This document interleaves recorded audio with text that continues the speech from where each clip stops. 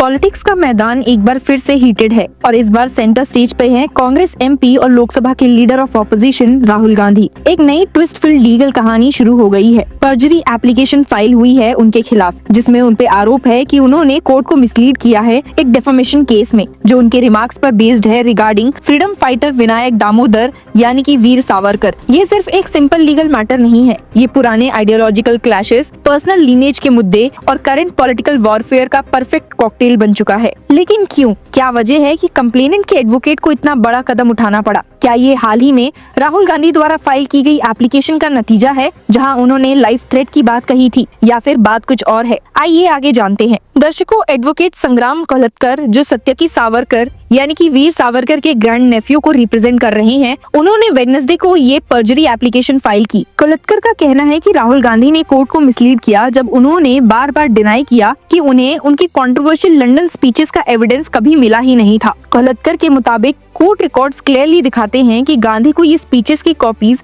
Multiple occasions पे दी गई थी, और सिर्फ यही नहीं, उनके एडवोकेट ने उन डॉक्यूमेंट्स पर साइन भी किया था। फिर भी गांधी ने फ्लैट डिनायल दिया है। कोलत्कर ने अपने स्टेटमेंट में सीधा और शार्प आरोप लगाते हुए कहा, we have filed a perjury application against the accused Rahul Gandhi. Earlier we had supplied the relevant copies to the advocate of the accused. He had received all the copies. He has signed the document before the court. He blatantly denies receiving any material provided by us. The accused is misleading the court. Hence, we very strictly demand that action be initiated against the accused, as the accused holds a constitutional post, the leader of the opposition. So we have filed an perjury application against Rahul Gandhi. On 10 September, the advocate for the accused is going to file a reply to this. ये पूरा dispute start हुआ था 5 मार्च 2023 को, जब राहुल गांधी ने London में overseas Congress gathering के दौरान एक स्पीच दी थी। वहाँ उन्होंने रिपोर्टेडली इंडियन डेमोक्रेसी और कुछ पॉलिटिकल लीडर्स के बारे में रिमार्क्स पास किए, जो सत्यकी सावरकर के मुताबिक उनके ग्रैंड अंकल वीर सावरकर के लिए डेफेमेटरी थे। अप्रैल 2023 में सत्यकी ने पुणे मजिस्ट्रेट कोर्ट में डेफेमेशन कंप्लेंट फाइल की, जो बाद में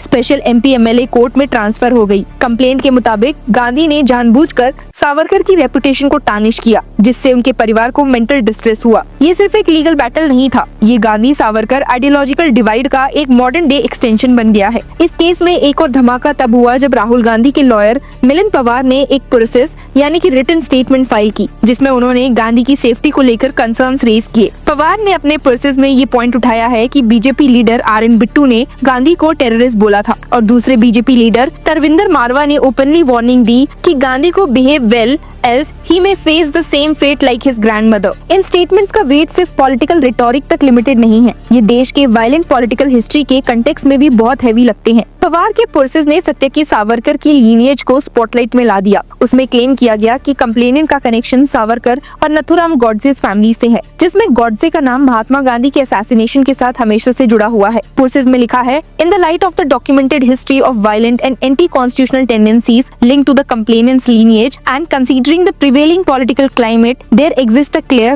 reasonable and substantial apprehension that Gandhi may face harm, wrongful implication or other forms of targeting by persons subscribing to the ideology of Vinayak Savarkar। इस process ने Hindutva ideology पर भी direct attack किया, ये एक्यूज करते हुए कि ये ideology unconstitutional power grab, caste and religious animosity spread करने, इलेक्टोरल प्रोसेसेस को मैनिपुलेट करने और कुछ इंडस्ट्रियलिस्ट को बेनिफिट करने के लिए रिस्पॉन्सिबल है, और ये सब कुछ पुअर के एक्सपेंस पर हुआ है। Gandhi in his constitutional capacity as the leader of opposition is standing against such policies and raising his voice for the poor and marginalised. Accordingly, it cannot be ruled out that caste-based extremists, politically motivated industrialists, Hindutva supporters, and those willing to subvert constitutional governance may harbor animosity towards the accused। ये process में लिखा गया है। मतलब ये case एक simple defamation trial से निकलकर एक पूरा आइडियोलॉजिकल बैटलफील्ड बन गया है। लेकिन ये पॉलिटिकल बॉम्ब फुल्ली एक्सप्लोड होने से पहले ही एक ट्विस्ट आ गया। कुछ घंटों बाद ही पवार ने स्टेटमेंट दिया कि उन्होंने ये प्रोसेस राहुल गांधी के कंसल्टेशन के बिना फाइल की थी, और अगले ही दिन उन्होंने ये प्रोसेस ऑफिशियली विड्रॉ भी कर लिया। I filed the present process on my own as I am the lawyer in this case and know how the trial should run. I didn't consult my client on this, but now I am instructed to withdraw the said process and I will be withdrawing it tomorrow। ये पवार का कहना था, और देखते ही देखते Thursday morning court ने इस withdrawal को अप्रूव भी कर दिया। अब सवाल ये है कि ये सडन विड्रॉल क्यों हुआ? क्या ये प्रोसेस इतना पॉलिटिकली एक्सप्लोसिव था कि राहुल गांधी का कैंप भी पीछे हट गया? क्या उन्होंने रियलाइज किया कि लीनिएज एंड असैसिनेशन हिस्ट्री का मुद्दा इस केस को अनकंट्रोलेबल कंट्रोवर्सी बना देगा या फिर ये सिर्फ एक लॉयर का ओवरस्टेप था। जो भी हो, एक बार कोई चीज अगर मीडिया में आ जाए तो वो नैरेटिव का परमानेंट हिस्सा बन जाती है। 10 सितंबर का हियरिंग डेट अब पॉलिटिकल और लीगल दोनों पर्सपेक्टिव से क्रूशियल बन गया है। ऑन पेपर मैटर ये है कि क्या राहुल गांधी ने पर्जरी कमिट की by denying receipt of documents, लेकिन ग्राउंड रियलिटी में ये Congress BJP rivalry, Gandhi Savarkar historical conflict और फ्री स्पीच वर्सेस डेफर्मेशन का एक बड़ा थिएटर बन चुका है। राहुल गांधी के क्रिटिक्स कह रहे हैं कि ये उनका एक और रेकलेस रिमार्क का केस है जिसका कॉन्सिक्वेंस उन्हें फेस करना चाहिए। उनका कहना है कि लंदन स्पीच एक आइसोलेटेड इंसिडेंट नहीं है। पहले भी राहुल को मोदी सरनेम रिमार्क और करप्शन एलिगेशंस पर कोर्ट के सामने आंसर करना पड़ा है। When you are the leader of opposition, words have weight. You cannot just speak abroad, come home and claim ignorance when called to account, एक बीजेपी सपोर्टर ने privately कहा। Congress supporters का स्टैंड बिल्कुल ही अलग है। उनका कहना है कि ये पूरा केस पॉलिटिकली मोटिवेटेड है जिसका एम राहुल गांधी की आवाज दबाना है। This is about silencing Rahul Gandhi because he is the most visible critic of the Modi government. The Savarkar family is being used as a political tool to go after him, ये एक Congress insider ने कहा। लीगल एंगल से देखा जाए तो पर्जरी एक सीरियस ऑफेंस है। अगर ये प्रूव हो गया तो इसका इफेक्ट सिर्फ इस केस तक लिमिटेड नहीं रहेगा। ये गांधी की क्रेडिबिलिटी को दूसरे ऑनगोइंग लीगल मैटर्स में भी इम्पैक्ट करेगा। लेकिन इंडियन कोर्ट्स में पर्जरी प्रूव करना मुश्किल होता है क्योंकि मेमोरी लैप्स, मिसअंडरस्टैंडिंग और डेलिब्रेट फॉल्सहुड के बीच की एक लाइन काफी थिन होती है। दर्शकों, ये पूरा मैटर एक आयरॉनिक ट्विस्ट कैरी करता है। एक स्पीच जो ओरिजिनली हिस्टोरिकल फिगर्स पर थी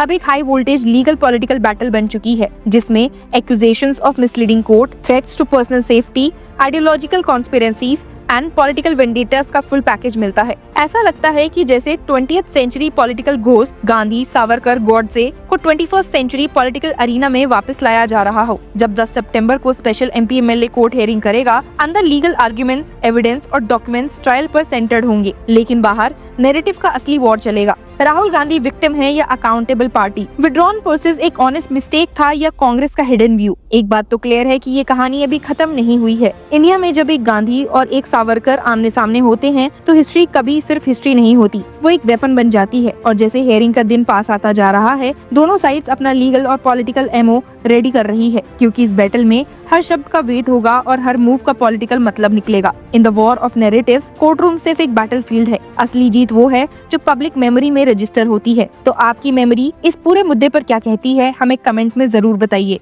and keep following law Chakra to get all the updates.